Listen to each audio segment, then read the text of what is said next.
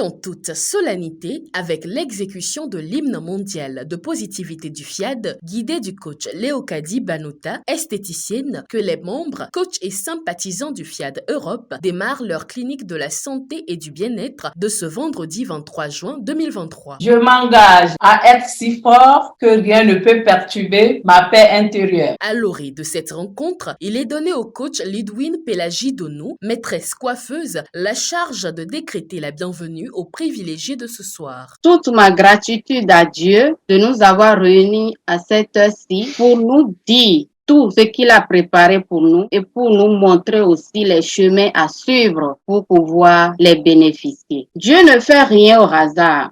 Toi qui es là, je te vois physiquement. Je te demande aussi d'être là, présent en esprit. De laisser tout ce qui te tourmente, car nous sommes à la table de notre Dieu qui a les solutions à tous nos problèmes. Par ces mots, je vous décrète la bienvenue, comme ça se dit dans ma langue, Mikwabo. Après cet appel à la concentration des uns et des autres, le rappel de la vision, de la mission et des valeurs de l'association qui a réuni ses membres et sympathisants ce soir est confié au coach Imelda Kodja, assistante aux soins médicaux. Elle le fait dans une totale gratitude. Notre vision est l'édification d'un monde pacifique. Ce qui veut dire, nous rêvons de bâtir la paix intérieure des êtres humains, la paix entre les êtres humains, la paix dans le monde. Un être qui est en paix avec lui et en paix avec les autres et peut vivre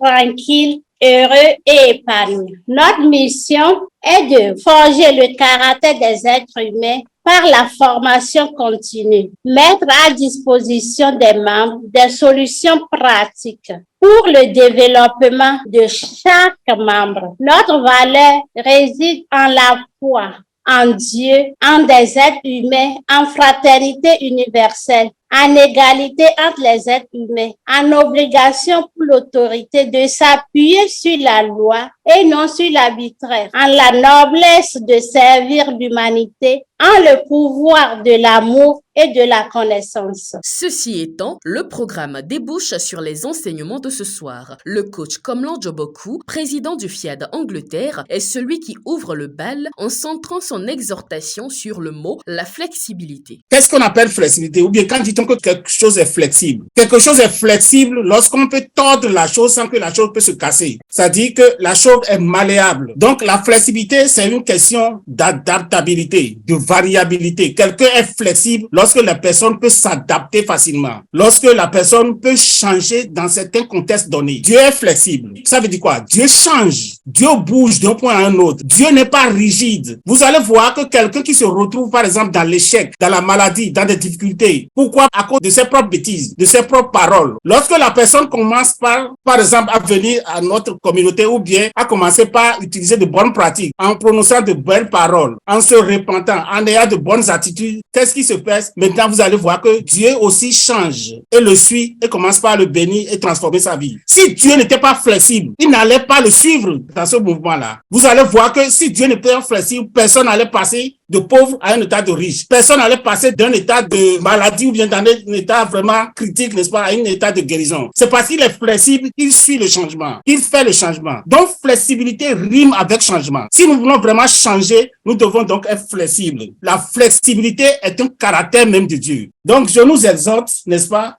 à cultiver cette flexibilité. C'est une manière de voir les choses. Ça veut dire que lorsque nous faisons cet effort de flexibilité, nous donnons à Dieu une plateforme sur laquelle, n'est-ce pas, il peut bâtir quelque chose de magnifique. Et rappelez-vous aussi que Dieu lui-même est flexible et il nous suit dans notre flexibilité. Et que si nous obéissons, nous offrons à Dieu cette plateforme-là pour réussir la mission qu'il nous a appelés à établir. La thématique principale de cette rencontre est l'argent. Et pour en faire son développement, la voix est laissée au coach Éléonore Guédem-Wafo, auxiliaire en infirmerie. Cette étape qui nous permet de passer de « je manque d'argent et j'ai assez d'argent », de passer de la mentalité de pauvre à la mentalité de riche pour jouir en fait de la liberté financière à laquelle chacun de nous aspire. Première chose, arrête de chercher l'argent, cherche premièrement qui tu es, pourquoi tu es, ta vision, quels sont les objectifs pour lesquels tu veux cet argent. La deuxième étape, arrêter de confesser continuellement la pauvreté. En confessant chaque jour que tu n'en as pas assez, en fait, nous créons ainsi notre monde de pauvreté, en fait. La pauvreté et la richesse est au pouvoir de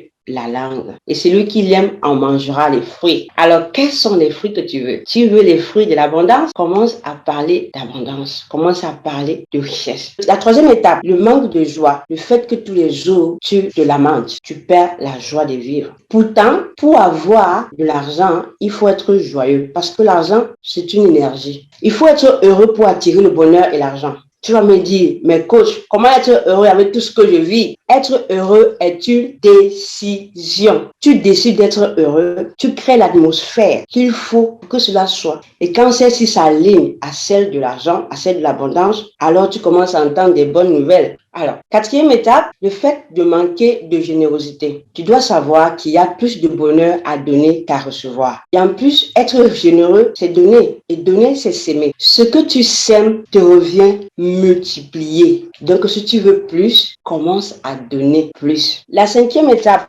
arrêter de multiplier les excuses pour ne pas agir. Coach, c'est juste que j'ai pas de capital. Si j'avais au moins 100 000 euros là, je voudrais monter une bonne petite affaire. Tu vois, j'ai des idées. En fait, notre problème, c'est que souvent, nous simplifions les petits commencements. S'il faut commencer par vendre de l'eau glacée, s'il faut commencer par travailler comme ménagère, fais-le. C'est dans la fidélité, dans les petites choses que tu vas recevoir des grandes.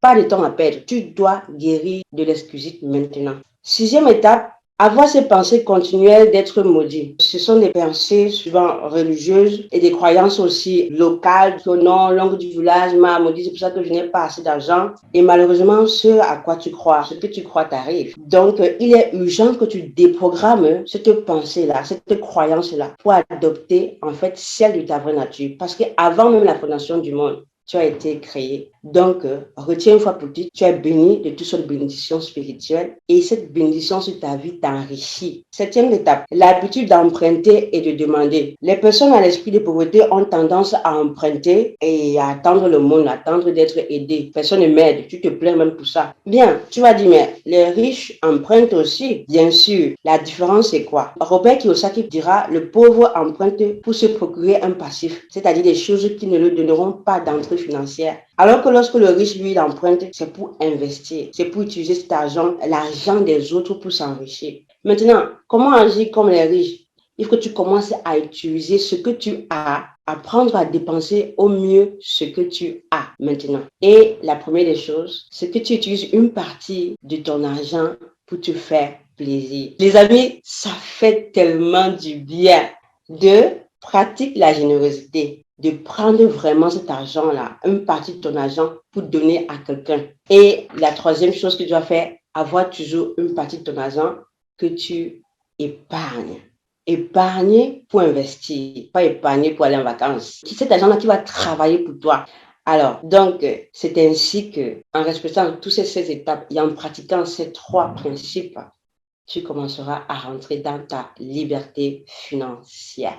Suite à ce décortiquage édifiant, la parole est donnée aux participants pour des questions et commentaires. Enfin, pour intensifier leur vibration, les élus de ce soir sont conduits par le coach Nassi Agbanama, épouse Katakbaou Touré, assistante trilingue dans une ambassade à Berlin, dans l'exécution des paroles transformatrices et la lecture du bouclier de protection, de santé et de victoire. Oh Dieu, source d'abondance et de grâce infinie. Je suis ce que Dieu dit que je suis. Je suis un croyant de la parole de vérité. Il faut être pour faire et avoir. Alors, pour avoir l'argent partout et toujours, il faut changer de mentalité et adopter celle des riches et heureux.